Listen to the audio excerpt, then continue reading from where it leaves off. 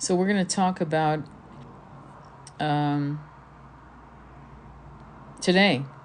We're going to talk about the portals opening today, um, and everything that's been going on. I haven't heard anything about what happened with the, oh Lord, with the red heifers and some other things. I'm still looking, but I can't find any information. So it must have blown up. And now they're keeping quiet for whatever reason. Strange. Very, very strange. Anyway, so we all got together, 9 of us, all women. And that's not to say anything in particular, just telling you there were 9 women. And we did the Zoom call.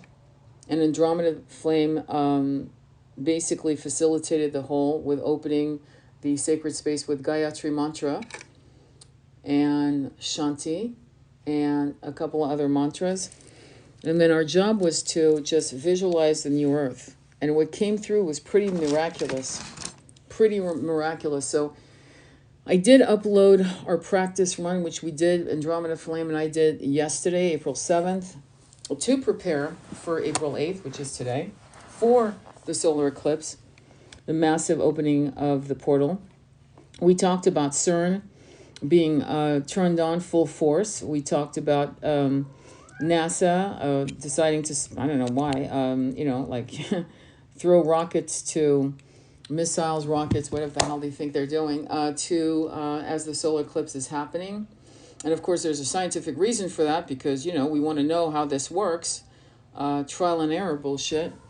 And absolutely no respect. And again, trying to arm wrestle the universe, arm wrestle Pachamama, just constantly trying to subjugate what they cannot subjugate. There's a definite arrogance to that.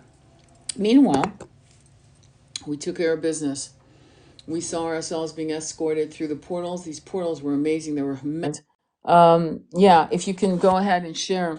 I didn't want to share too much, okay, with anyone. I wanted you because you actually organized it and you actually facilitated. And yes, I woke up at 5 o'clock in the morning. I was snoozing. I was late, but I was there. So go ahead, Andromeda. Welcome. Thank you for being here. No, thank you.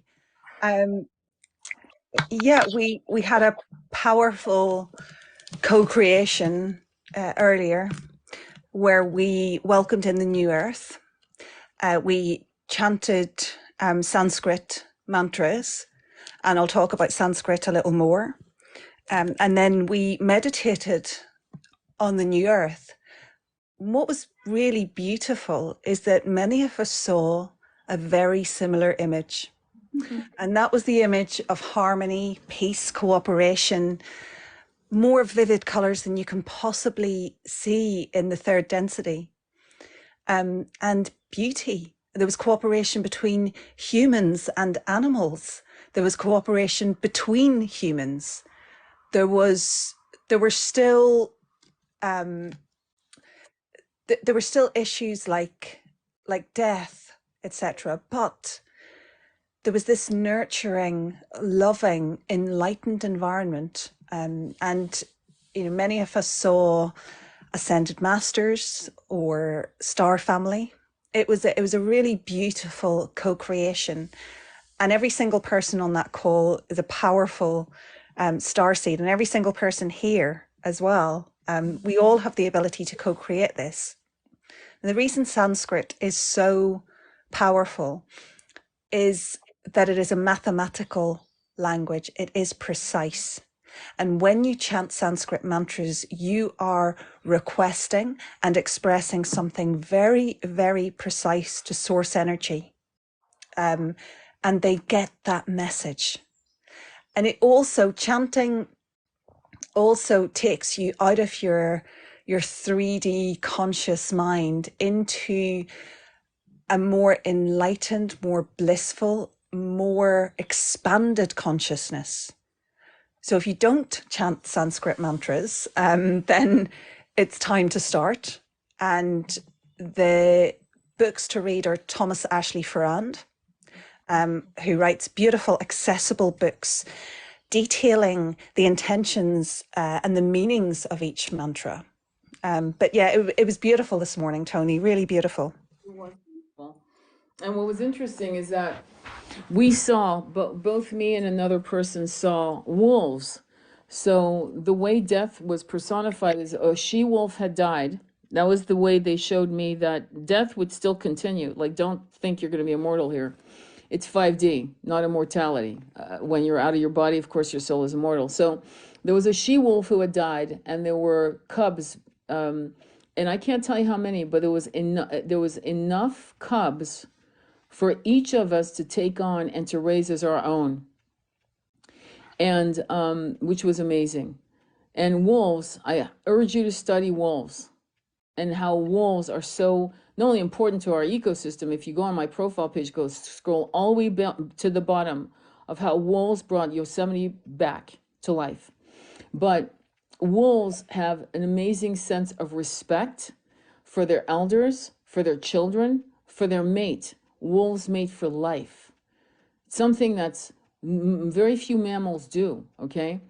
And another person who was part of our guided, intentional, journey to 5D also saw, oh, I believe she said a wolf, right? Yeah, Andromeda, yeah, she did. which is interesting. What's the name of the book? The book, there's, okay, so the books that she's talking about, Healing Mantras, Shakti Mantras, so it's Thomas Ashley Farran. Thomas Ashley Farran, Farrand. And he is an extraordinary, he passed away like 4 years ago, I believe, or a little more than that.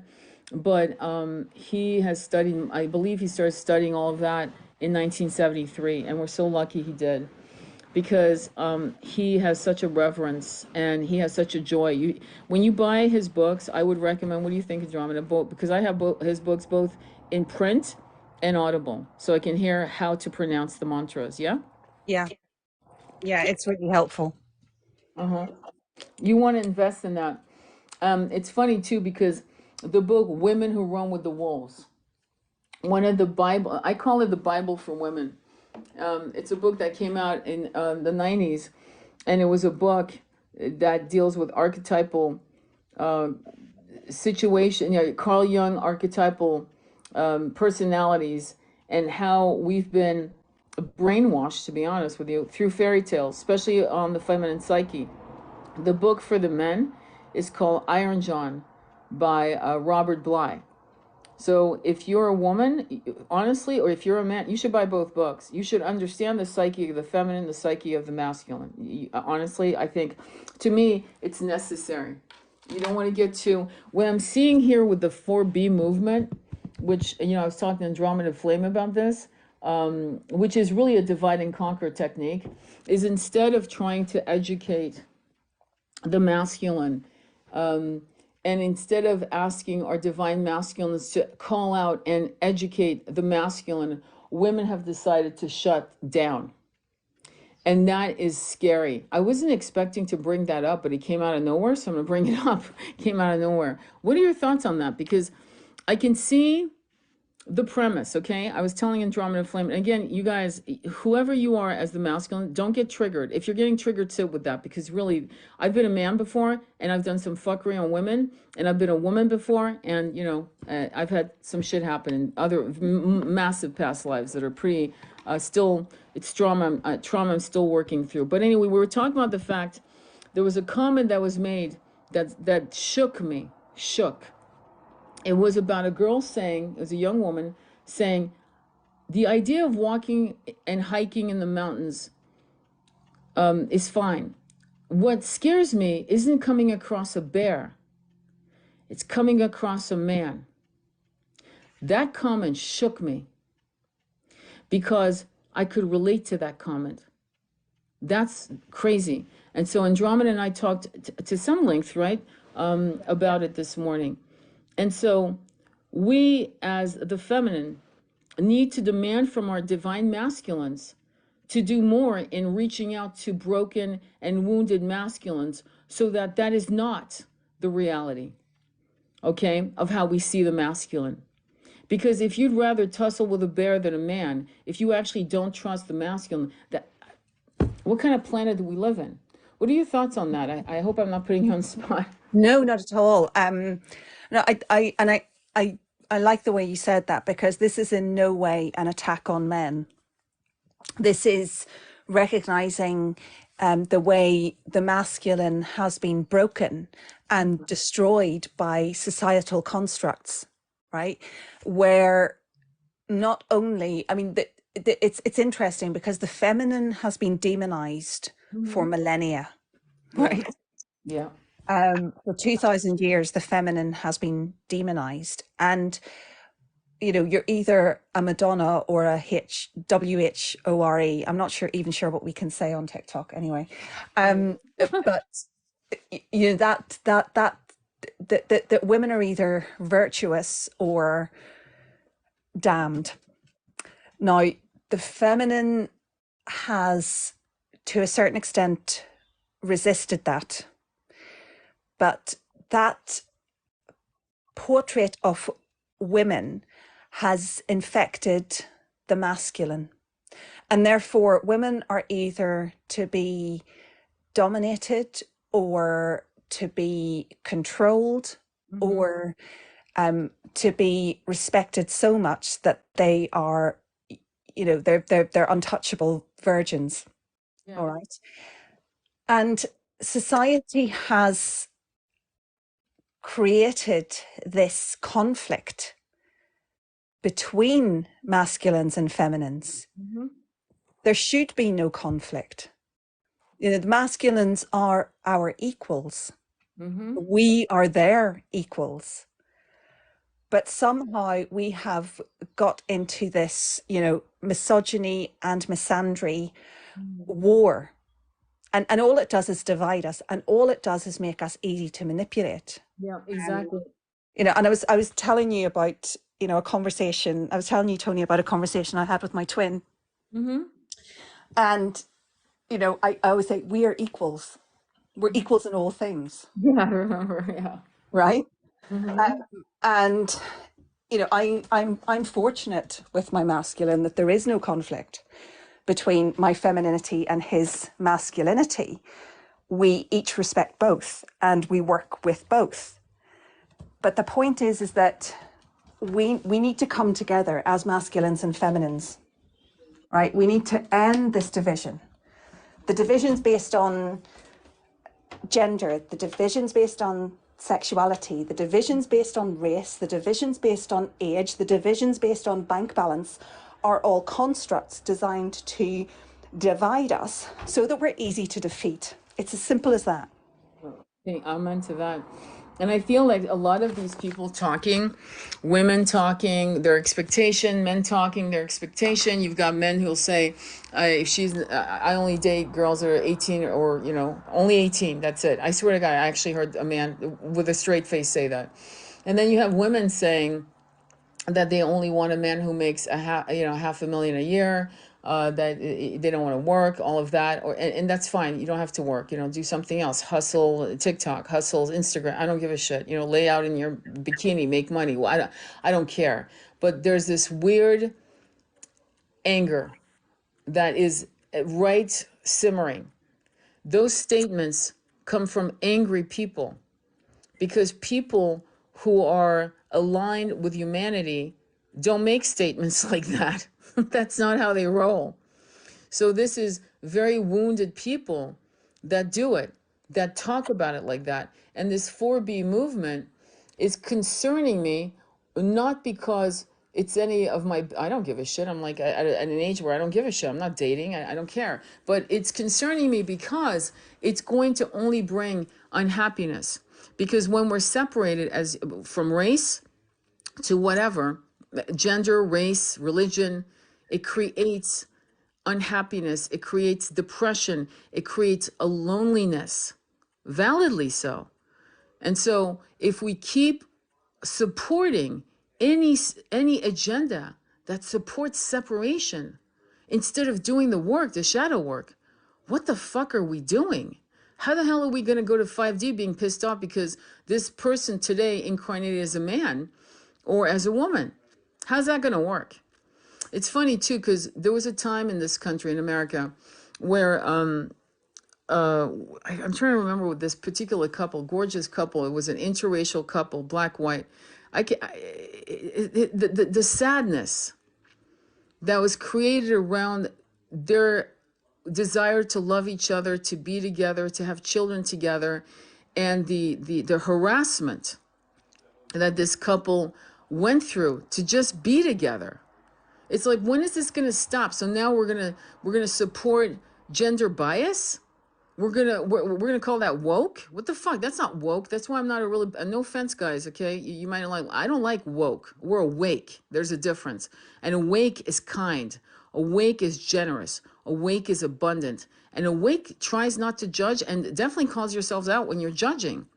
Woke feels like I'm not liking the woke movement. I'm going to be blunt, because there's a lot of entitlement in woke. Awake means, oh, that's your thing. Okay, well, it's not my thing, but you're welcome to have that thing, or be that person, or live that way, which is true. But anything that bullies people, anything that harms people, anything that separates people, judges people, is toxic. I, I don't know. Anybody want to add to that? Andromeda. I'll read some Yeah, comments. I agree. I think any judgment based on the body or the culture that you were born into is toxic. Um, and you know, I'm fortunate. London is a very multicultural city. There's racism within the institutions. There is still racism within the institutions, and you know, as you know, my twin and I are different colors. And sorry, um, but we've had a bit of stick about that. Um, Yeah. but you know, it's something that we just brush off, because as far as we're concerned, he's just him, I'm just me. It doesn't matter what bodies we were born into. But judging people on that basis is toxic. It is low vibrational. It is not something that's going to in any way aid the ascension. So we need to guard against that. And I you know, I've been a man in previous lives. I have brothers who I love. I have a dad that I love. I have a twin who I love. And these are good men. What we've done is we've normalized the wounding. Yeah, exactly.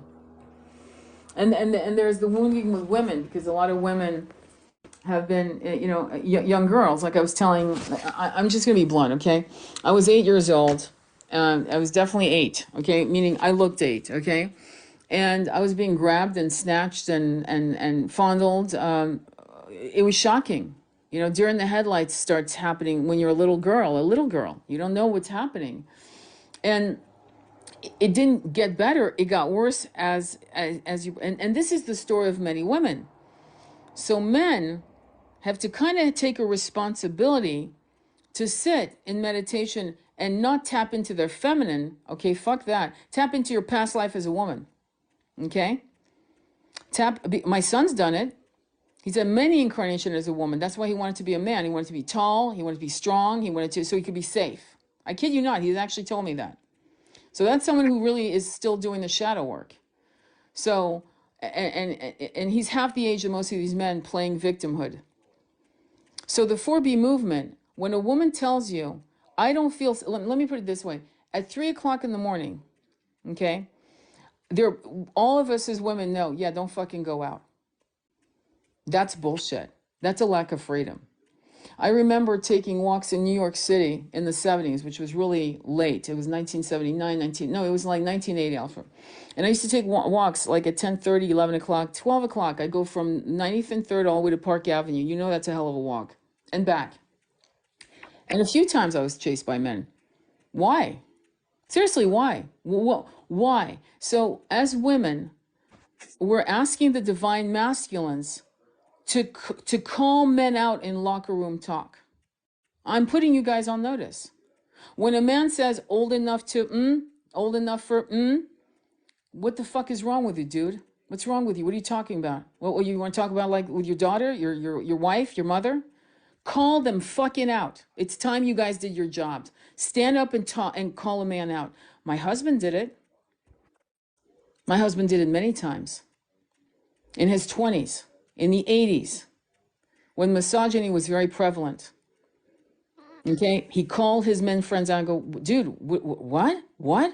What are you talking about? She's a kid. She's a fucking kid, man. Like that. Call them out. It's your job. When a woman talks shit about a man, my job is to say, what are you talking about? All men cheat. They don't cheat. What are you talking about? Do you believe in reincarnation? Yes, I believe in reincarnation. Okay, well, you've been a man before. And then I say something else and go, oh shit, yeah. I'm doing my part as a woman. I'm calling women out who have a problem with men that is so toxic it's twisted within them. And my job is to call them out and go, don't do that. Transcend that. It's not good for you. It's not good for the collective. Stop doing that. So as men who are divine masculines, do your part. Call your men out. It is not, oh, that's just how men are. No, they're fucking not. That's how they're grown. And we have to call them out, educate them, and so forth. And if a woman like me says it, men get knee-jerk reactions because it's coming from a woman and it's coming from an older woman. And so they assume all kinds of shit. They forget. Women like me sometimes are more men. I'm more of a man than most men I've met, to be honest. And that's pathetic. So there are wonderful, masculine, divine powerhouses out there that are not doing it because they figure they're used to it. It's almost like it goes right over their fucking heads. But I can tell you that when a woman says something about a man in the work I do and in public, I call women out on the spot. I'll go, no, don't go there. Men don't all cheat. When a man really falls in love with a woman and she dies or she leaves him, some men can't ever get back off their knees ever. They're out there. They're like that. They're wired beautifully. And beautifully in that the pain that you felt as women being left, betrayed, many men, I've had clients, many men have gone through that as well. Okay? But unlike we women, they go quiet. When a man goes quiet on you, he's not cheating. He's fucking suffering. He's licking his wounds. So anyway, enough with my rant. What are your thoughts on that? The again, the whole time you were talking about this, I was thinking hijacking of the root and sacral chakras. The the way our society is constructed, the way religious dogma is taught, we're taught to be ashamed of who we are, right? Ashamed of our basic needs. Okay, our basic needs for companionship, for comfort, for affection. We're made to feel unsafe. The root chakra attack has been the agenda of establishments for millennia. You take away someone's connection to the earth, which has been done very successfully. You know, I'm sitting here in a fourth floor flat, right? I'm not connected to the earth. All right. I have no means to grow my own food. And these are the lives of many people in cities. Yeah. So we've been taken away from our groundedness. We're wearing, as you were saying yesterday, Tony, we're wearing rubber-soled shoes. Yeah. So we don't have that connection with Pachamama. Yeah. We are made to feel unsafe in every possible way. People are struggling to feed themselves, to clothe themselves, to pay their bills. Yeah. So we're stuck in this constant loop of fear and terror. And the only way to get out of that is through working with your chakras, okay, is by coming back to yourself, realizing who you are, starting to do the work and becoming that divine masculine or feminine. And you're absolutely right, Tony. It is our job as women, and I've done it many times where, you know, you will hear derogatory comments about men, you know, gross generalizations. Yeah. And I know many very, very good men. I know many divine masculines who would be horrified to be labeled in that way because that is not them at all. So we all have to challenge these false narratives, these divisive tactics which are being used. Exactly. And it's funny, I just saw a comment saying no, no woman or children is safe from men. I've seen stories. There was a particular boy, a young African American boy, who saw a little girl being kidnapped. He was on his bicycle. This was on the news. And he pedaled the shit out of that bike until he could actually catch up with the vehicle, I guess. I'm not certain what happened, but he actually saved that little girl from being kidnapped, and God knows what would have happened to her. So here you had two masculine men, two masculines, right? You had the perpetrator who was going to do some awful things to this little innocent girl, and there was another masculine going to save that girl. So how can you say no women and children are safe from men? That's not healthy, and it's not true. We need to do better as a collective too, and we can't do it as women. See, that's the sad part. We can do as so much, but if we tell a man don't do this because it's not good for the root chakra, wink wink, you know what I mean? They're going to look at you thinking you're just trying to be controlling and jealous and whatever. Instead of, seriously, there are men talking about that, like Montauk Chi. Don't do that, or else boom, boom, boom. Montauk Chi is a famous Chinese alternative healing, and his specialty is sexuality, on the side note. And he's well known. And so it's weird how there's a lack of respect for the feminine because she was demonized. Because, you know, we go back to Lilith. Adam's first wife was Lilith, not Eve. Eve was the compliant one, the replacement wife, if you will, the second wife. Lilith was a badass, and they've demonized her, bastardized her into a succubus, right? And if you look in Mesopotamia under Ishtar, that's what Lilith became. You know, lion feet, serpent, whatever. And she was known to be the serpent. But I mean, do your research on shit like that. The masculine has been raised by every masculine, damn near almost every, I'm not going to say every, almost every masculine was raised by a feminine energy. That's number one. Every masculine was born, there's no doubt about that, from a feminine body. Every masculine has an inherent, I hate to say this, not a fear, but a distrust. And in some aspects, either the main caretaker, which would have been the mother, right? Or an adoptive mother, or sadly, some other type of caretaker or teacher, where something happened to that masculine and, you know, to that little boy. And these sacred circles that men have to form with each other has to happen. It has to happen. And you must invite a woman into that circle, just like I would invite a man into a circle with women. One of the best ayahuasca ceremonies I went through when I did my integration came from a man getting up off the circle from across the room. There was nothing sexual. There was nothing of that. He was like my son, if you will. He was my son's age, a little older. And he held me in his arms for like, I'd say 5-10 minutes as I sobbed and held me. That was a man. That wasn't a woman. So we got to do better than to accept what the propaganda has foisted on us for centuries, and we have to push back. The 4B, it was just like, if you look at some of these movements in the last 5 years, there's been an evil agenda behind every single one of them, and every single one of them sold one thing: separation. Every single one of these movements. Take your pick. I won't name them because, again, I don't want to be shut down. But if you've been following and paying attention, you know what these movements were. You can actually make a list in your head. Every movement was about separation and anger.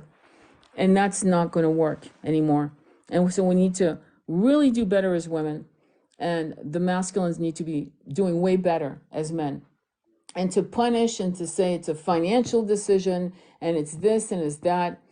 If the divide and conquer situation wasn't such a success, there would be plenty of money to have a child. There would be plenty of money for groceries. As a matter of fact, groceries wouldn't be so insane. How is it that Russia can give you a $400 tab in America, but in Russia it's $100? It's a system that's corrupted. It's not the food is the same. The food is everywhere. There's food everywhere.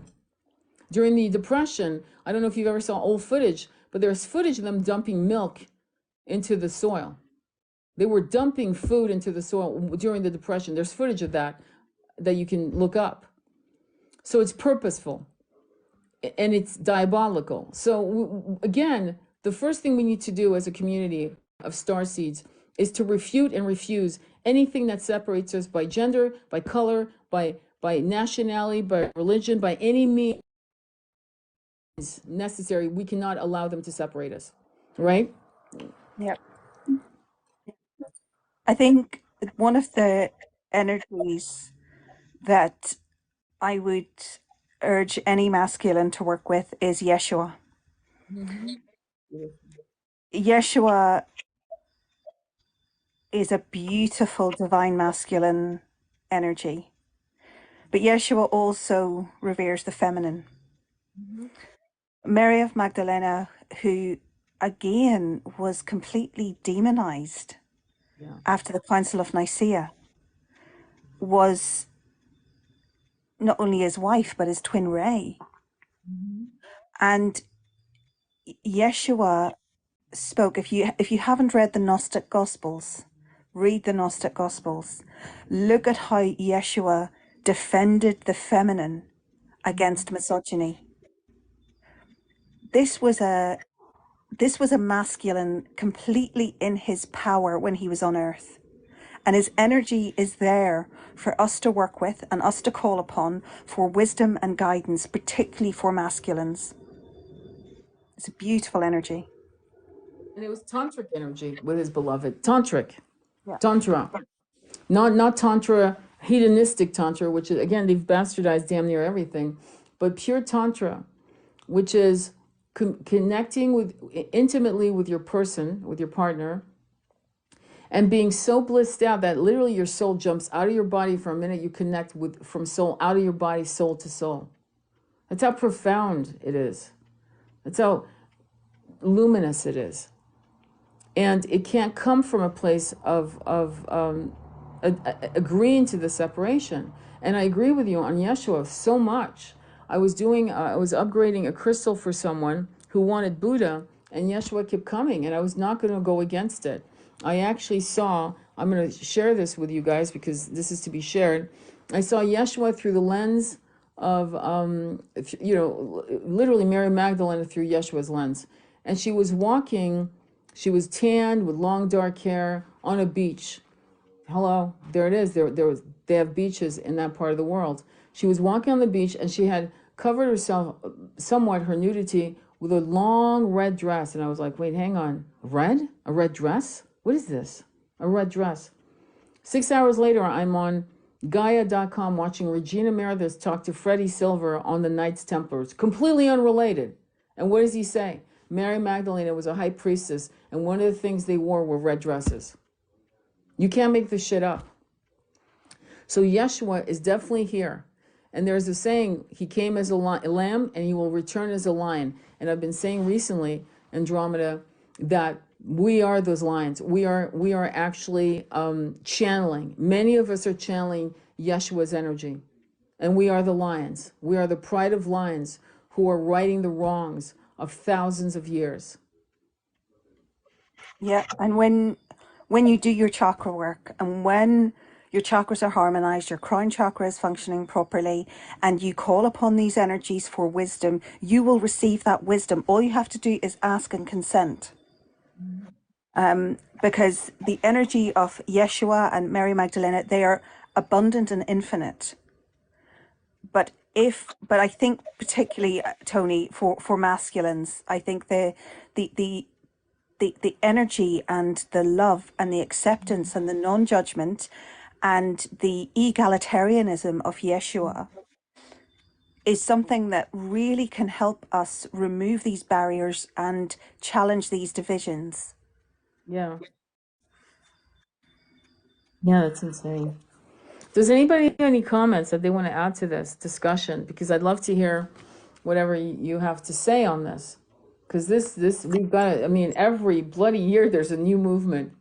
And here we go with the 4B. To be fair, I've heard some pretty awful things about what women go through in Japan, in Korea, in all parts, acid being thrown on women because they don't want to date a man. Don't want to date a man. Okay? And I know many women have been there where you had to say no and then you were harassed for saying no. That's insane. That's listen, that I'm going to put it responsibly. Some of us as mothers we didn't do our job. Okay, there's a point where you can have a son that has some issues, but no is definitely seated in that young man, or that you're raising as a boy, from boy to manhood, young manhood. Those kinds of things are important. I've heard and I've seen women look at how she's dressed. Look at, she must be calling her a name. You don't say that around your children, ever. You don't denigrate someone's sexuality, sensuality, overt sexuality, it may be, but it's none of our fucking business. And you definitely don't want to say that in front of boys. Definitely not. Because now you've just actually seeded this concept of how a woman should be dressed if she's a good girl. What kind of shit is that? I There was hate it, something. the Madonna WHORE. Right, exactly. Yeah. And I remember there was a case that I told this in drama. There was a very famous case that I think it was in the East Coast somewhere, where a woman was raped. Since we like to use stupid words for really serious offenses, but anyway, she was raped by many, and she was in a pool hall. It was Jodie Foster actually played the role of that movie. You can look it up. And I remember saying, "How could she do that? Like, what's wrong with her?" I was 22. And my husband at the time, my fiance Nick, my husband who passed, said, it doesn't matter if the most beautiful girl in the world walked down this very fucking street, Tony, naked. It's not for me to take advantage of her.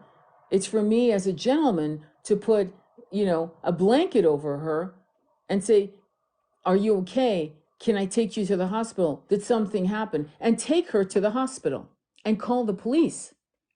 But it's not suddenly not lure her in a position where I take advantage of her, which men do. Many men do that.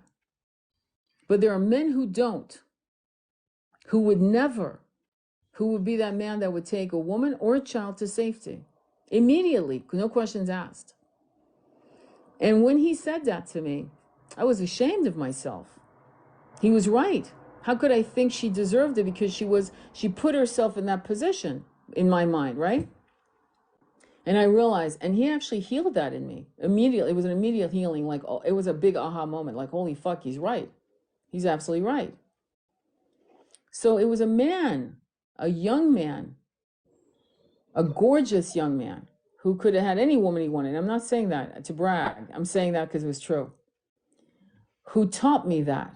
Me, So I've learned many, many generous wisdoms from fantastic men. And all of us have shadows. All of us. And we need to heal them. What are your thoughts on that, or things of that nature?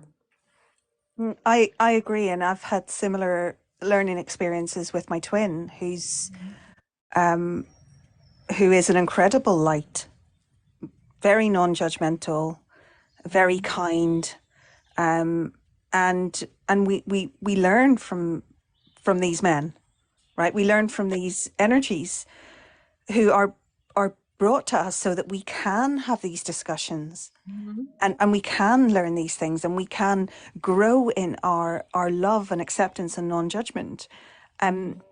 So I think it's really important to reiterate for men who are here. This is not about men bashing. This is actually about saying we've got to stop the division, and we've got to educate our young boys and our young girls about this, and not to make value judgments on people based on what they're wearing, what they look like, what their bank balance is, that everybody is deserving of protection and support. And Exactly. and it doesn't matter what gender you are, but there is, unfortunately, it is true that there has been a mismatch of power in our society, and women have been viewed as commodities. Um, that's starting to change, but it is about educating boys that women are not commodities, that women Mhm. have the right to consent or not consent, that women have the right to dress whatever way they want and be free of attack. Absolutely. When I was a little girl, I remember um, topless toplessness was happening in central in Cannes, in the south of France, and I was there at 10, watching the evolution of women wearing little gold chains around their midsection, tiny, tiny, tiny bikinis, and no tops. It was, the topless movement, and which still is prevalent in Europe, by the way. And there's something healthy about that, actually.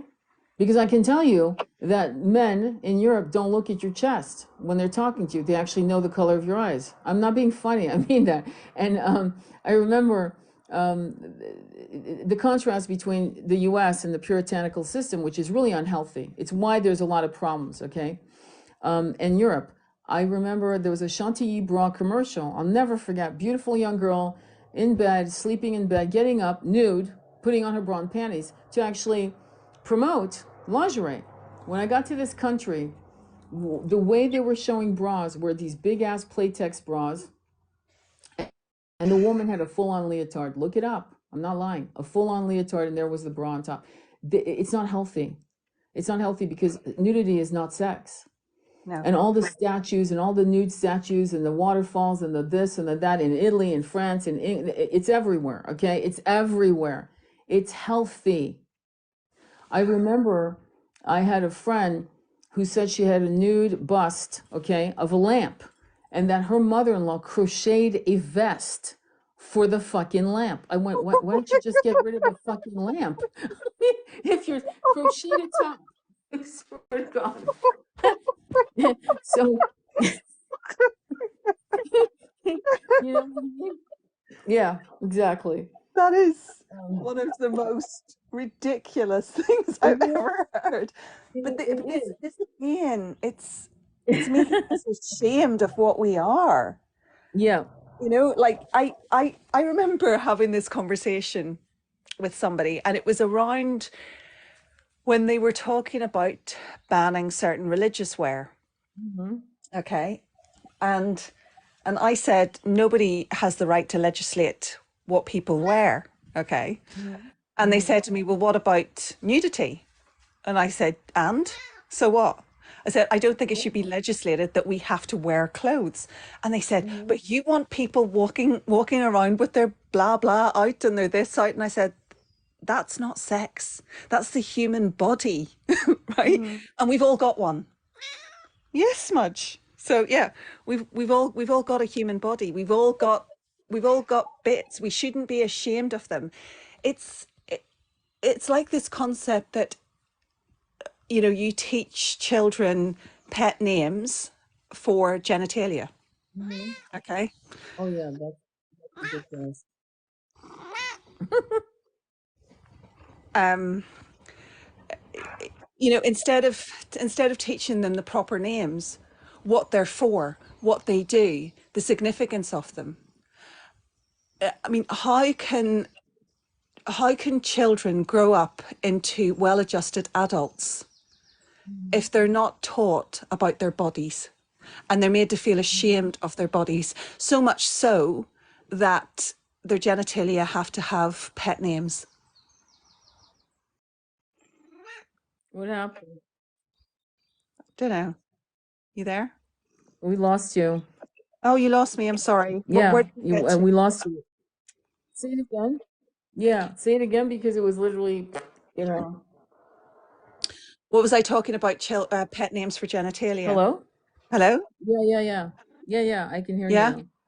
Oh, some people say Yeah. they heard. Well, I was saying that I, I, Oh, I good. don't see Okay. how the idea that we should be ashamed of our bodies, right? This is instilled by giving children pet names for their genitalia instead of teaching them the proper names, what they're for, what they anatomically do. How can we expect these children to grow up into well-adjusted adults who are comfortable in their own skin? Exactly. Exactly. And it goes farther back. I mean, honestly, you know what?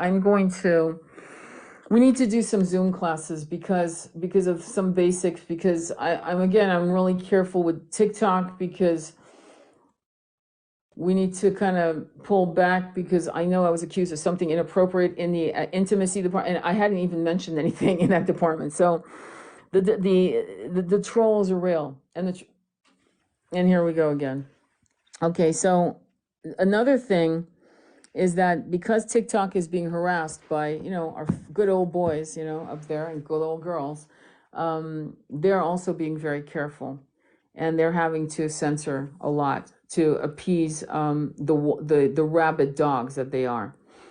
So we got to be careful, but the energy of the blame game, that the 4B movement, I'm going to tell you, that needs to be healed, because it comes from a place of rage, impotent rage, and fear, and it's working very well. And that's see, I don't care what women do. If women decide I don't want to be with men, good, that's fine. But let's not make it a fucking movement that is rabid, because that's what I'm seeing. I don't see anything healthy about it. Women have chosen to be together, to live in communities together, to become lovers to each other. Fucking Sappho. Do you guys know? Many of you don't, but Sappho is sapphic love. And Sappho was a famous poetess who lived on the island of Lesbos. And the only reason why we know who she was is because Cicero would quote her. All her shit was burned by you know who. We can think and think the bishops and the cardinals of those days that burned all her original work, and that's why most of the work we have are fragments, which are quoted from Cicero on to others, Pericles, I guess, and some others. So my point is, that's fine. See, whatever the hell you decide to, it's fine. And sometimes there is, protection in certain types of environment. Like I know there are women my age, and we're talking about creating a community of women my age, because we don't want to have children. We've had our children. We're grown. We're going into what you guys would call the crone realm, and to be honest with you, what I call the goddess realm. But that's my opinion. But the point is, we don't need certain things anymore. We want other things, you see? And that's good, that's fine. But if it's done from a place of rancor, then that's a problem, And that's where we're heading once again, from a place of anger. And again, all I can say is that we're not going to go far with that energy. I would love for a conversation. I'm trying to post, but I'm getting censored. Oh, that's okay. So we need to set it up. So any other, look up Vigilance Sparkin in Oslo. Okay, I'm going to do a screenshot. Let me see here. The last time I did a screenshot, it didn't come. It was weird. Anyway, what would you like to say about that? What do you think is the solution? Because young women in particular, okay, are being sucked into that vacuum, this abyss called 4B. It's not healthy in any way. Forcing people to live against who they are. Okay, because I'm sure a lot of these women who are in this community are not gay. And yet they've been so propagandized against men that they have chosen to go and live in this community. And it's not healthy. It's not healthy to believe that our brothers are inherently bad or inherently exploitative. It's much better to heal yourself, to question these ideas, and also to encourage the masculine to heal. Exactly. And I want to jump in just real quick, because I don't want to forget this. But one of the people I was going to do a community with, okay, said to me, men are a liability. I'm like, what the fuck are you talking about? I have a son. What do you mean men are a liability? Across the board, men are a liability. And she did not want them to come onto the land for retreats. She wanted them miles away. Miles away. And that collapsed our friendship, like within minutes, because I was never going to buy into that philosophy. How could I ever believe, after being married to my husband, who was a good man? There were shadows. I have shadows. I'm working on them still. I'm not walking on water. But there were men that I had met across this incarnation that were magnificent men. And I could not allow this philosophy that men are a liability, which is 4B. And it's being slammed by very, very, very rabid, angry women who are coming in through the back door of spirituality, and to wrap it up all pretty with a beautiful little bow, you know, stars and moons on it and beautiful packaging, calm voices and almost hypnotic voices. But it's bullshit. It's bullshit. There's nothing good about that. Men are a liability. Can you fucking imagine saying that? It's like saying women are a liability. There are men that could say women are. Fuck, I've seen women who are dangerous. I've seen men who are dangerous. In fact, weak people, fuck gender, weak people can get your ass hurt. Cowards, weak people. Okay? They can get you killed, harmed. So it's not a gender thing. It's a weak thing. It's a cowardly thing. And once we realize that, and once we realize that when somebody walks in their light, walks in integrity, there's no liability there. They're good. They're part of, you know what I'm saying? And oh, they happen to be a man. Oh, look at that. Or a woman. Hey, whoa. Wow. You're here to help. You're here to be part of something fantastic. You're here to protect. You're here to serve. You're here to thrive with us. Oh, you happen to be a man. Oh, you happen to be a woman. You happen to be. And that's where we need to get to fast. Yeah, this is an urgent call to stop this 4B bullshit. If you want to have a group of women, let it be. Sure, there are men who don't want to fucking anything to do with women. I get that too. But let's try not to normalize this bullshit, okay? Because it's bullshit. I'm sorry. It's just, I've never seen anything. This is probably the worst thing I've seen in a long ass time in memory, you know? No, it's true. We've got to stop this division. And, you know, you and I know when we do Zoom calls, it is mostly women, but that doesn't mean that men are not welcome, that the masculine is not welcome. The masculine would be most welcome, because we have to create these circles of light workers, these circles of star seeds, these circles of people who are on a healing journey. These are the circles we need to be talking about. It doesn't matter whether you're male or female. It does not matter. Yeah. And it's interesting because there's been some quote unquote gurus that are masculine that have done some shitty things. There's a famous tantric teacher, actually, she brought tantric to the Western world. Her name is Margot Anand. I think it's Ano. Margot Ano. And you can look up Tantra and put Margot and she'll come up like on its own because she's that important. But she talks in her autobiography about going, in fact, it was, I believe, in New York City, somewhere in New York City, probably in the 70s, late 60s, early 70s. And yes, she did have an experience that was very, very, intimately violent. I'm going to put it that way. How's that? And technically, she was great, by the way. But what was interesting is that in the same incarnation, in the same trajectory of her life path, she talks about these amazing experiences with other men. Now, this guy posed as a guru. He was full of shit. He was an asshole. He was a fucking predator wearing the Buddha bun, whatever. They're out there. They are. And so you have to discern. Wait a minute. Hey, hang on. Predator. And there are women that shot. There are women I've come across who are predators. Okay? who are really, really dark, who do dark things, who use energy and other things to manipulate. There are women who are narcissistic, right? Malignantly so, right?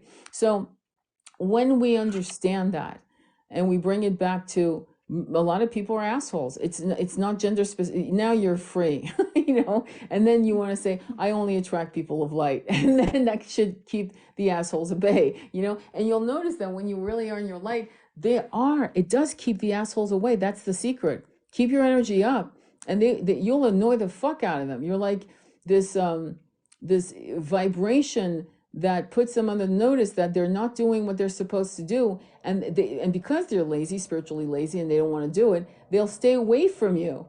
You being in your light is probably the biggest what is it, the biggest force to keep fuckery out of your life for the most part. And by the way, on the side note, as you're going through the ascension process, you will get slammed by other forces that are not commodity in the physical world, if you will. It'll be but they'll be able to manipulate physical challenges like cars breaking down, falling down the stairs, losing $100 bill, whatever, right?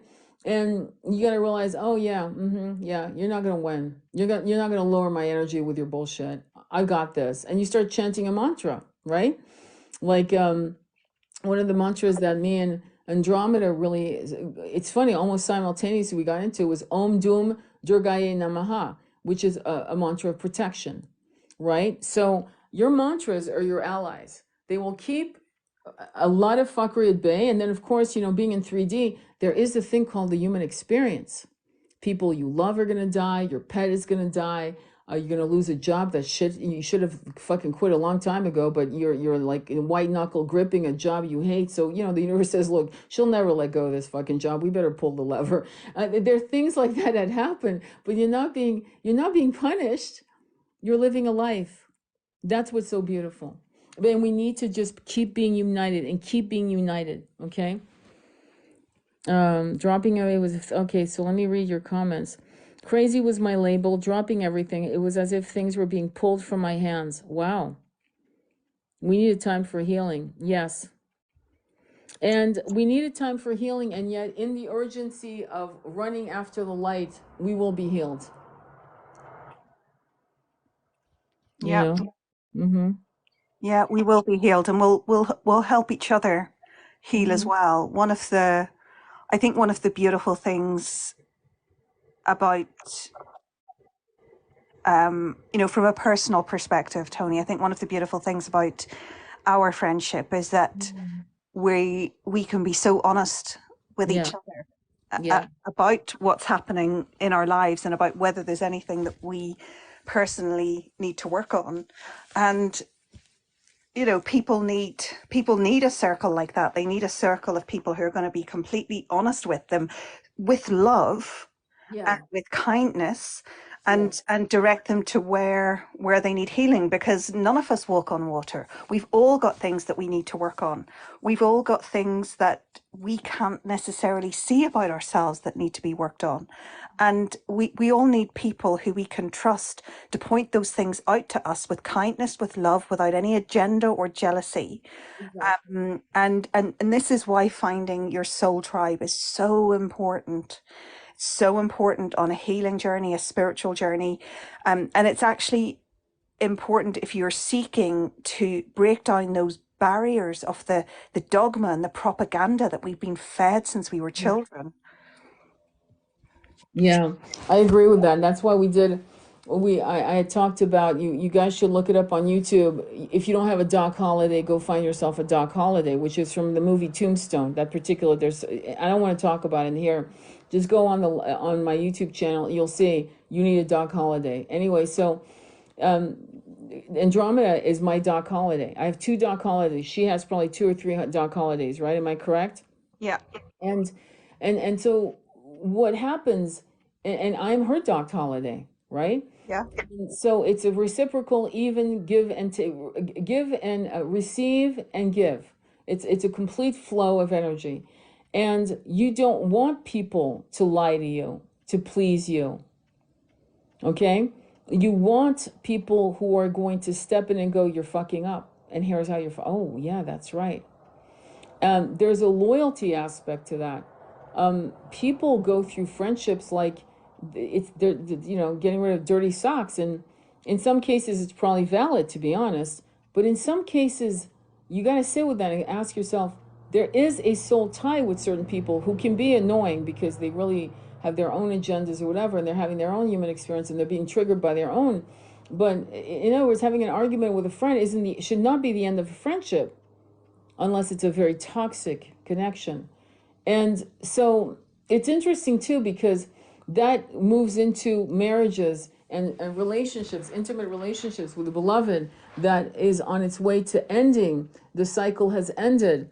And there's this weird idea that you can't still love your beloved. You may not like what they do, but you can still love them. You can still help them. You can still hold value in having them in your life.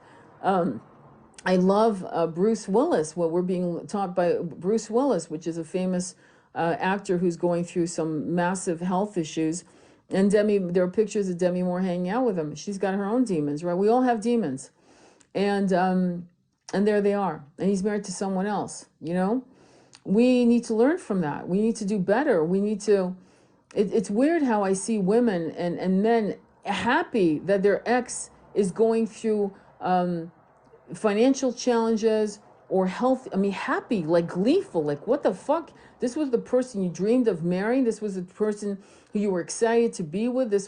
I mean, unless that person's, I don't know. I just look at certain marriages who have ended, and they're still in each other's lives. They're still kind. They're still together because of their children.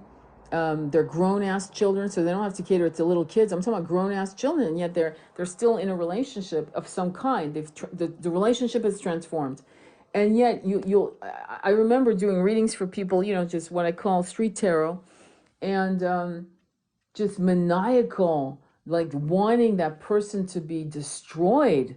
I've seen men want that for their ex-spouse, and women, what the fuck is that?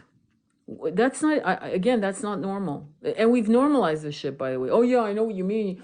I hope to God he loses his job and then he'll be homeless. Why would you wish that on anyone, much less the person who may have given you children or may have laid down with you and made love to you? How could you ever want that for them? See, we have to rethink a lot, and we need to stop normalizing hate. You know what I mean? Yeah, and we've got to stop normalizing that vengeance, right? If somebody who you Yes. love hurts you, the healthy response is not to wish ill upon them, is not to seek revenge. The healthy response is to go and heal, right? Um, and yet it's become normal. It's become normal to wreak vengeance. You see, like people talking about divorce, for Mm-hmm. example, and divorce it's a horrible process. I've been through Mm-hmm. it. It's a horrible process, and you hear people talking about fleecing their ex. Yeah. Why would you do that? Why Exactly. would be why would that be your response to the end of a relationship rather than saying, okay, we loved each other, we Mm-hmm. learned stuff. That's the end of the cycle or the soul contract or whatever. You know, live long and prosper, Exactly. right? Because Exactly. a lot of these things they're not within our 3D control. Yeah. A lot of these relationships will end because of soul contracts or because you're not a vibrational match, um, or because you had certain lessons to learn from that relationship and the lessons are now learned, right? It's not it doesn't automatically make somebody a shit because the relationship has ended. All right. Yeah, definitely.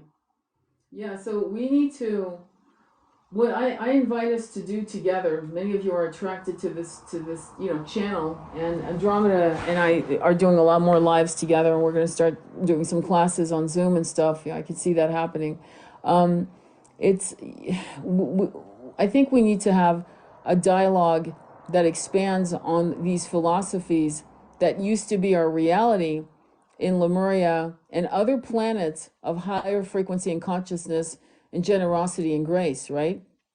And there was a particular planet, in fact, there's a few, but there's a particular planet where polyamory was, and I'm not trying to, believe me, I'm not a polyamorous person as I say that, but I admire people who can do it. So far, I've yet to see people who successfully could do it for 30 years, 40 years, unlike marriages. I've yet to see one. I mean, if you know someone, let me know, because so far I haven't seen any of them last. But I've seen marriages last for 33. My marriage lasted 33 years. It's a hell of a long run. So what I'm trying to say, though, is that this idea of not being afraid, women, and I'm just going to be blunt, women, okay, do tend to and have been raised to see other women as a competition. And this harks back to survival. If you couldn't produce a son, you were replaced. If you could not, if in fact, I tell a lot of women and men, study a harem, go online, study harems, study what they were doing. There was infanticide, there were all kinds of fuckeries. You wouldn't believe the shit show of harems. Unbelievable what was going on. And it was for survival. And you had to win at any cost, even to the cost of using poison, all kinds of weird shit. You'll check it out, you'll see. And so that history, through the multiple DNAs that our bloodlines today embody from for 2,000-3,000 years, still is within us, right? We're shackled by it in some sense. I admire women who have none of this shit. But they're few. And so there's a lot that we have to purge. And then men have to purge this dominance of wanting to have more than one woman. And I use Andrew Tate not to bash him at all. He said some pretty wise shit, okay? Everyone has a kernel of corn, everyone has some gold in them. But what was kind of weird is that you can't think that you're going to put 10 women on payroll, be the baby daddy, however you guys term it, with different women, right? And then think that they're going to show up when the shit hits the fan. They're not there because they love you. They're not there because they're loyal. They're not there because you're their partner. They're there on a contract, and it's a financial contract. And what's sad about guys like Andrew Tate who promote this shit of having multiple women or having a woman and a mistress is messed up, because they get to miss the beauty and the magic that Yeshua and Mary Magdalene, you've got Isis and Osiris, you've got Krishna and Radha, Sita and Rama. I mean, we have stories upon stories upon stories of the divine couple. Examples of what can be and how beautiful it can be. And yet the powers that be in the last 100 years in the last 100 years through media, magazines and so forth, have promoted this idea that you're a stud if you have, this, that, and the other. And it's funny, I tell people, women and men, it's not a flex to have multiple sexual experience. It really isn't, because it's not difficult to do, What's difficult is to be stunning, to be beautiful, to be attractive, to be charismatic, to be sensual, to be sexy, and to have men or women running after you and saying no. No, because you see, I'm in love and I have my partner and my partner's enough. And for that to be reciprocal, that's a flex, because that's a discipline and that's self-love. But to get, all kinds of offers and going down that offer, this offer, that offer, this offer, that other offer, and having all these sections, it's not a flex. I'm not impressed at all. I'm impressed by serial monogamists, people who go, yeah, now it's done, I'm on to the next. Not someone who has, a little black book with 100 numbers. And that goes for women too, by the way. It's not a masculine thing. It's a two-way street. And there is something damaging, and they're talking about that now. Thank God, psychologists. I mean, I didn't need a psychologist to tell me the obvious. But the more partners you have, the more body count, men and women both will not be able to connect spiritually, intimately, mentally with partners, because it becomes, a conveyor belt of experiences, of sexual experiences. It's a real thing. So this is not to judge you or to shame you. It's to say to especially young people, I'm not asking you to not have sex, by the way. We've all done it. We've all had one night stands. I can say I have. But hopefully you're smart enough to go after like the third or fourth one to going, you know what? This is like eating fucking saltine crackers without this. This is fucking boring. I'm just practicing my methods. Does that make sense? I don't know if that makes sense. No, it does make sense. And again, it goes back to the idea, root chakra, yes, absolutely, but energy exchange, and if you're exchanging that level of energy with somebody through physical intimacy, and you don't know what kind of energy they are, if you're not at that level of discernment, then you're potentially exchanging energy that you don't want, right?